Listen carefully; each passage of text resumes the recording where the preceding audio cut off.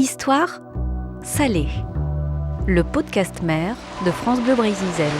Bonjour, c'est Jérôme Le Breton. Bienvenue dans ce nouvel épisode d'Histoire salée, un podcast dans lequel je vous parle de fabuleuses aventures maritimes, d'extraordinaires campagnes de pêche, de grands navigateurs oubliés ou encore de bateaux hors du commun. Et justement, c'est l'histoire d'un paquebot mythique que je vais vous raconter, enfin, surtout de sa fin tragique. Le Normandie a été construit de 1932 à 1935 au chantier de Saint-Nazaire et mis à l'eau dans la foulée au Havre.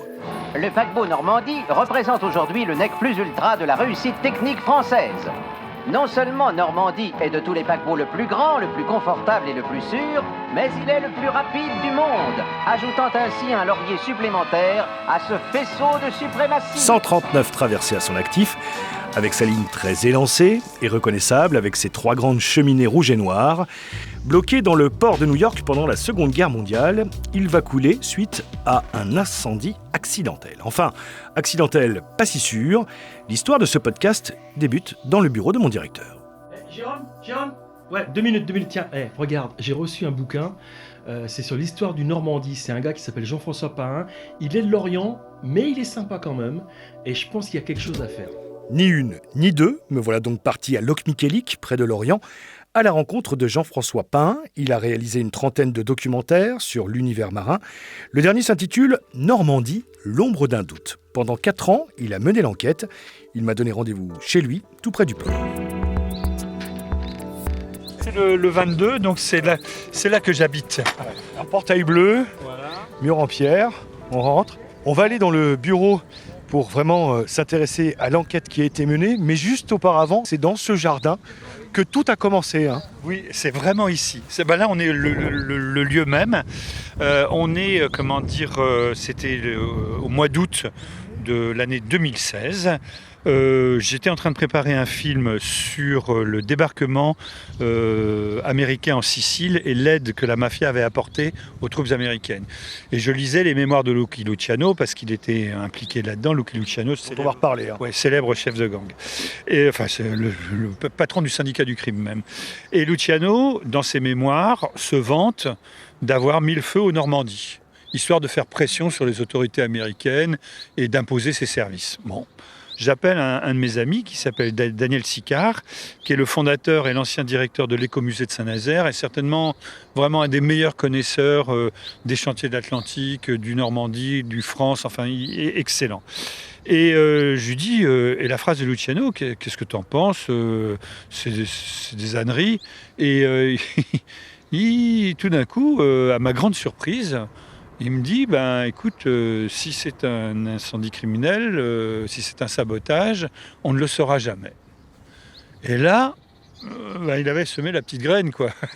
Donc, Dans le jardin en plus. Exactement, dans le jardin. Et l'arbre a poussé sur une enquête qui a duré quand même 4 ans, qui dure toujours parce qu'elle n'est pas terminée. Et je suis parti, la fleur au fusil, dans cette enquête. Grande bâtisse en pierre avec les portes et les volets bleus. Et on rentre dans le bureau de Jean-François Pahin.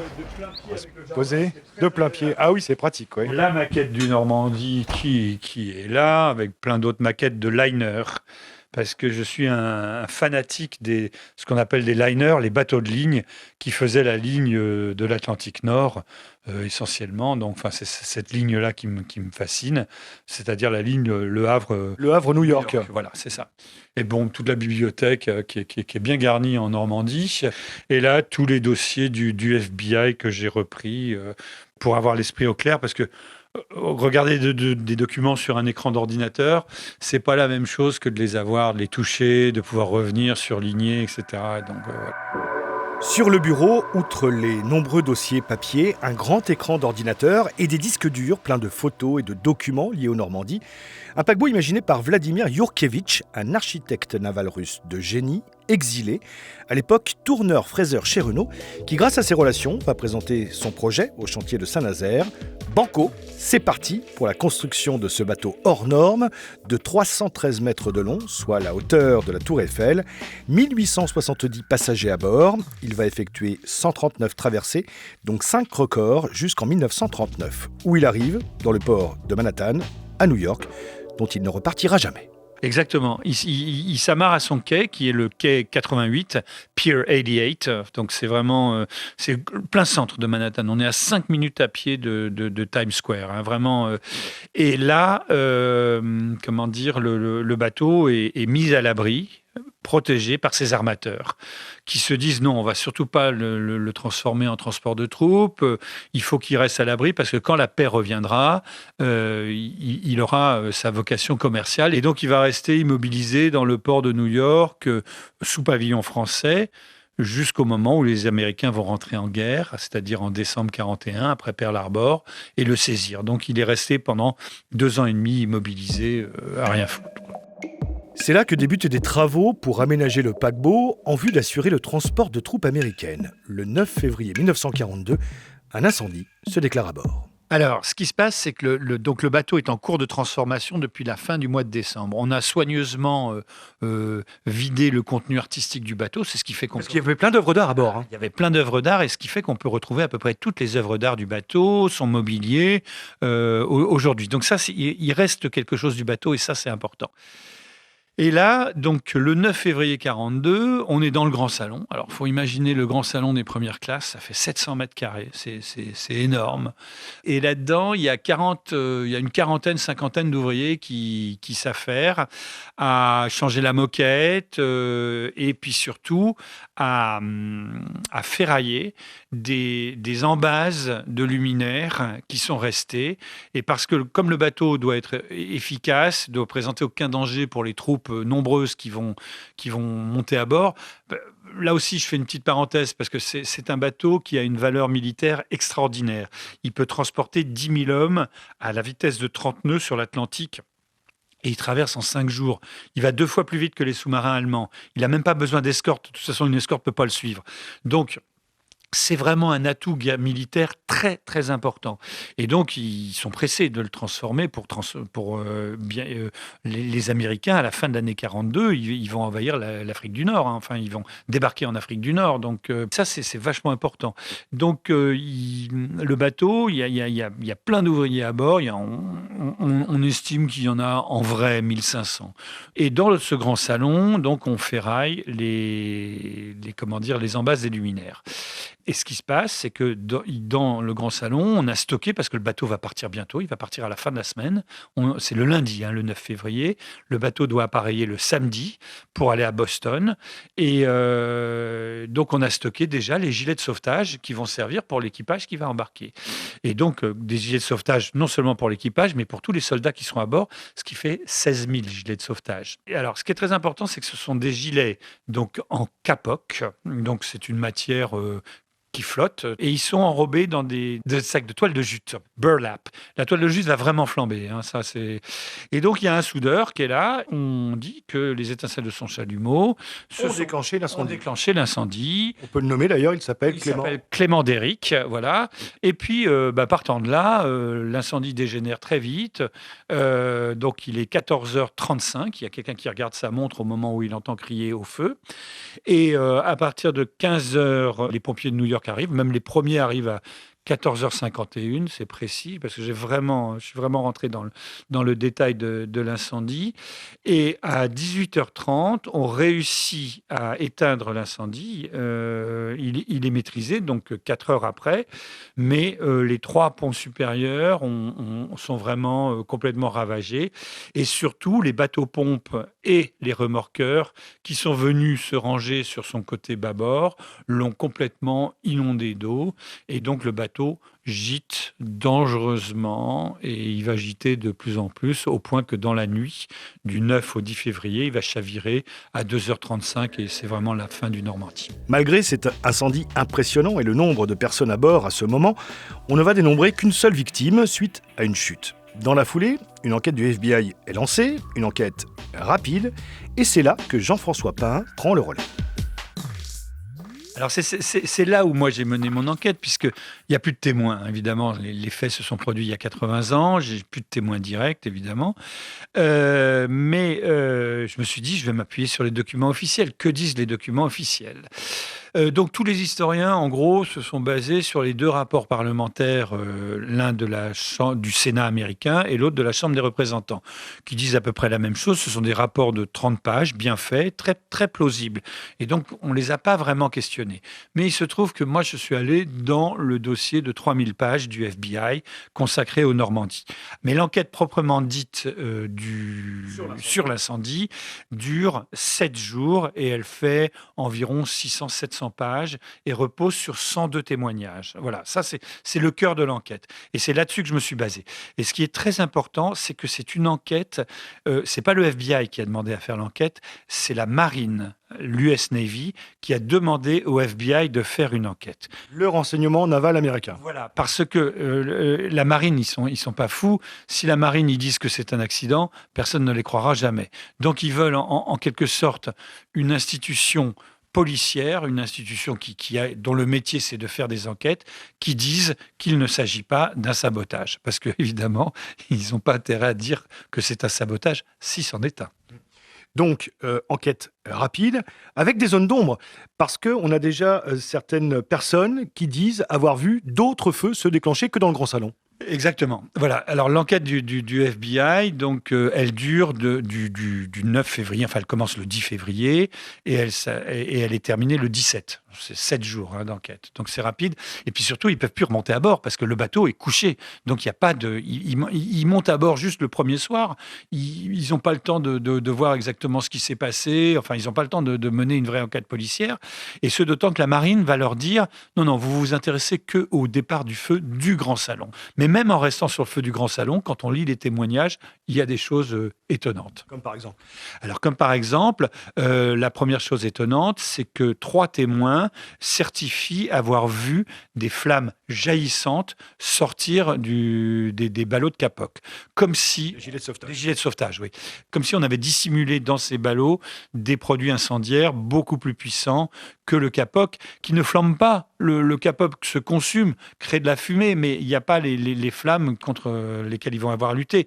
Donc ça, c'est une des premières choses. Et puis, comme vous le disiez tout à l'heure, il y a effectivement des témoignages de plusieurs incendies, notamment un incendie à l'avant, qui est complètement improbable, parce que le bateau était le bateau le plus sûr au monde, c'est-à-dire qu'il avait été construit avec 4 tranches étanches, avec des tranches séparées en ventilation et en électricité, et il est impossible qu'en si peu de temps, et en faisant si peu de victimes, le feu voyage d'un endroit à l'autre, comme ça. Arrêtons-nous un instant sur l'enquête menée par le renseignement américain, avant d'évoquer la mafia et son influence à cette époque sur le port de New York. Ça c'était une grosse découverte. Je suis allé donc à l'université de Rochester. Donc il y a les papiers du gouverneur Dewey. Et ce gouverneur de l'État de New York a commandé une enquête en 1954 sur le rôle de la mafia dans la protection du port de New York. Et là, on a une enquête tout à fait officielle. Et au détour d'un témoignage, vraiment au détour d'un témoignage, et ça fait partie des choses, des belles découvertes quand on mène une enquête, une pépite. Je trouve le témoignage d'un agent de police qui travaille pour le renseignement naval pendant la guerre, qui s'appelle Kelly, Maurice Patrick Kelly, donc d'origine irlandaise. Et Maurice Patrick Kelly, très spontanément, dit bah oui, le renseignement naval a fait une étude. D'ailleurs, le commandant Affenden, qui a mené l'enquête, l'a donnée à l'amiral Andrews, comme si de rien n'était. Alors, moi, je lui ai demandé, mais où elle est, cette enquête ? Et là, l'enquête n'existe plus. A disparu. Et on est sûr que si elle était allée dans le même sens que l'enquête du FBI, il ne l'aurait pas détruite. Pour bien comprendre, quand on parle d'éventuel sabotage, il y a un personnage qui est incontournable, un personnage sulfureux de la mafia qui s'appelle Lucky Luciano. c'est le patron du syndicat du crime. Il faut vraiment comprendre ce que c'est que le mot syndicat du crime. C'est pas une expression journalistique banale. Le syndicat du crime, c'est la pègre de New York, qui est vraiment divisée en tribus. Et vous avez la tribu italienne qui va faire la mafia, la camorra, etc. Et même les Calabrais et les Siciliens se parlent peu, déjà à l'époque. Vous avez la tribu juive qui est très importante.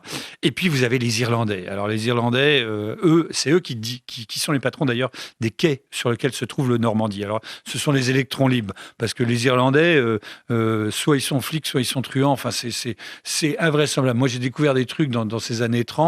Et puis, ils soutiennent un parti politique extrêmement corrompu qui s'appelle le Parti démocrate aux États-Unis. Donc, ils font élire Roosevelt. C'est la mafia qui fait élire Roosevelt. Donc, ils ont un pouvoir incroyable. Et le génie de Luciano, ça a été de créer une sorte d'autorité supérieure qui jugeait les... Il y avait vraiment la main mise sur le port de New York complètement. Pas que sur le port, sur les syndicats, la prostitution, les jeux de loterie, etc. Mais sur le port de New York, indiscutablement, la parole de Luciano vaut comme parole d'évangile sur le port. C'est vraiment le pape du port de New York, ça, il n'y a pas de problème.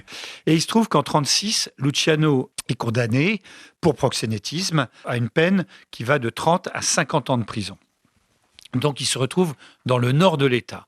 Et donc, en 42, ça fait déjà 6 ans qu'il est en prison, 7 ans, il voit la guerre arriver et il se dit, tiens, je vais peut-être pouvoir en tirer un certain avantage. Et il va falloir qu'on se positionne. Et effectivement, 2 mois après l'incendie du Normandie, le renseignement naval et le bureau du procureur de New York vont se rapprocher d'un chef mafieux qui s'occupe de la pêche, des pêcheurs, parce qu'ils ont aussi les pêcheurs. Il y a un port de pêche à New York qui s'appelle le Fulton Fish Market.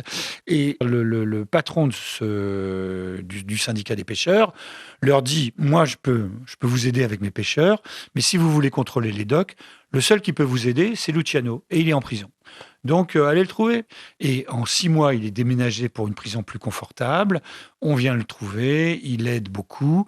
Et ce qui fait qu'il va sortir en 1946. Donc, il gagne 20 ans dans l'affaire. Il est déporté en Italie, certes, mais enfin, dans des conditions quand même très confortables.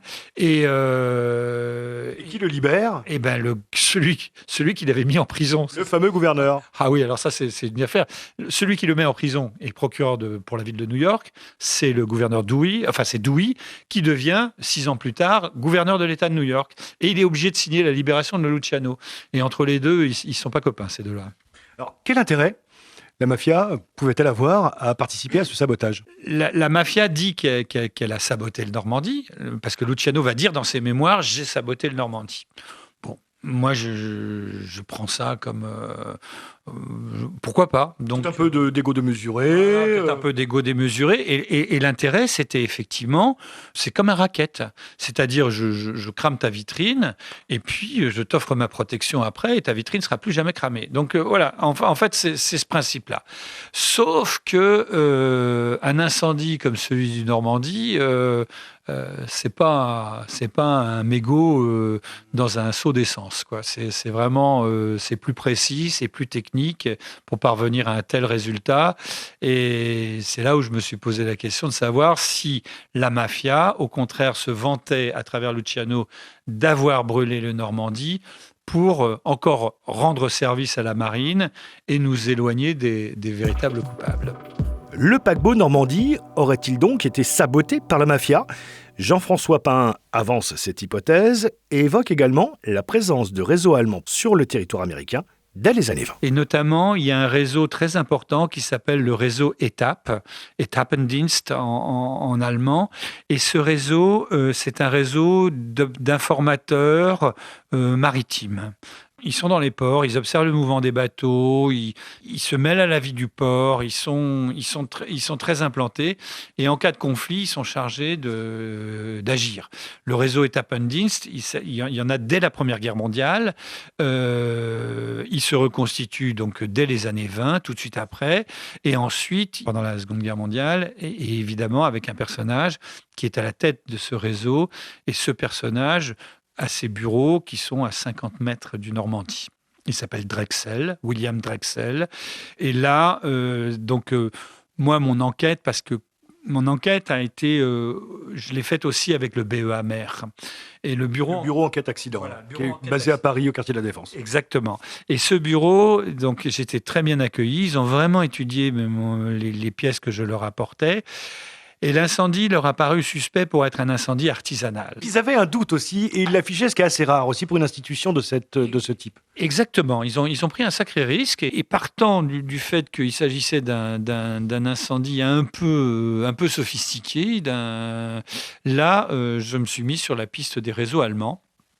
Les réseaux d'espionnage sont présents sur le sol américain et commencent à être démantelés dès l'année 1938, c'est-à-dire bien avant l'entrée en guerre. Et notamment, on met la main sur le fameux Drexel, dont je suis sûr, enfin ça j'ai la preuve, j'ai les papiers du FBI, qu'il est un agent retourné par le FBI. Mais un agent retourné, c'est quelque chose de super compliqué, parce qu'un agent... Il faut quand même rendre des comptes à la maison mère. Hein. Exactement. Donc, le problème, c'est de savoir jusqu'où il a rendu des comptes et avec qui il a rendu des comptes. Il avait les capacités techniques, il avait les capacités logistiques pour mener un tel incendie. Il avait voyagé à bord du Normandie en 1939. Il avait certainement participé de près ou de loin au sabotage du Paris, parce que ça aussi, c'est un autre aspect de l'histoire. Mais dans mon enquête, je me suis aperçu que le paquebot de Paris qui brûle dans le port du Havre en avril 1939, là, cette fois avant la déclaration de guerre, lui, c'est un sabotage, c'est sûr. Et c'est exactement la même manière que pour le Normandie. Plusieurs incendies et le bateau qui gîte. Les pompiers maritimes qui ne sont pas des pompiers idiots qui savent quand ils mettent de l'eau sur un bateau, il faut faire attention qu'ils ne chavirent pas. En fait, ils mettent de l'eau, ils mettent de l'eau comme ils ont l'habitude d'en mettre et le bateau chavire quand même. C'est donc qu'il y a peut-être une préparation du terrain, une préparation au sabotage qui fait que le bateau n'a pas son équilibre. Et ça on l'a vu avec des experts maritimes.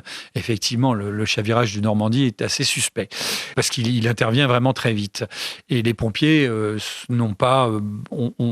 commodément, on dit qu'ils ont balancé des tonnes d'eau, mais ils n'en ont pas balancé tant que ça, puisque moi, dans mon enquête, à 15h, ils s'arrêtent de balancer de l'eau, parce qu'il y a des gens à bord, il y a des pompiers qui combattent le feu à bord, et les puissantes lances d'incendie qui viennent des remorqueurs, etc., c'est sûr qu'elles ne sont plus en action au moment où il y a des pompiers à bord du bateau. Et voilà, donc ça, c'est aussi une des preuves qui augmente mon doute. Bon, écoutez, moi j'ai l'impression d'être dans un film d'espionnage avec la CIA, le FBI, la mafia, une histoire assez incroyable. Ce que je vous propose, ça va nous faire du bien, c'est d'aller prendre un peu le grand air parce qu'on est juste à côté de la mer, donc on va se promener un petit peu. Puis je crois qu'il y a un endroit particulier que vous vouliez nous présenter. On va déjà présenter le lieu assez magique dans lequel on se trouve, Jean-François. Alors, on est sur la petite cale du port de Locmiquélic, juste derrière l'abri de la SNSM. On a devant la citadelle de Port-Louis. Derrière, on ne le voit pas, mais elle est cachée par l'île Saint-Michel. C'est la base sous-marine allemande, d'où sont partis les sous-marins. Les U-boats qui ont ravagé toute la côte américaine au moment où le Normandie flambait. Et donc, ça a créé une sacrée panique. On va aborder la conclusion et la question. Incendie ou sabotage ? Au final? Alors, j'ai l'intime conviction qu'il s'agit d'un sabotage.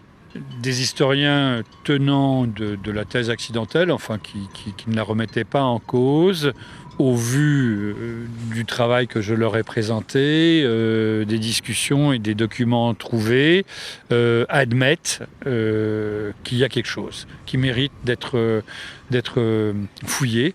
Et je voudrais absolument maintenant, ma prochaine étape, puisque ça dépasse mes compétences de documentariste ou d'auteur, mettre sur pied une commission d'historiens et d'archivistes, évidemment, peut-être franco-américaine, et qui ferait la lumière définitive. Pour avoir accès à certains documents. Voilà, pour avoir accès à certains documents, et puis aussi avoir peut-être des études techniques sur la base du rapport du FBI qui n'ont pas été complètement faites, mais oui, on peut le savoir. On se dit que peut-être un jour, on ne connaîtra jamais l'histoire de ce sabotage potentiel. Je pense qu'on la connaîtra. Un jour peut-être donc. En attendant, 80 ans après l'incendie du Normandie, la thèse officielle qui prévaut est toujours celle de l'accident. Mais l'enquête de Jean-François Pahin sème le doute sur un possible sabotage orchestré donc par la mafia et les réseaux allemands. Et il n'est pas le seul. En 1942, le bateau est sorti de l'eau, il sera vendu et entièrement démonté quelques années plus tard et va rapporter $1 million de l'époque à ses acquéreurs. Ainsi s'achève l'histoire du plus beau paquebot jamais construit au monde. Je vous donne rendez-vous prochainement pour un nouvel épisode d'Histoire salée. Histoire salée. Le podcast mer de France Bleu Brésil.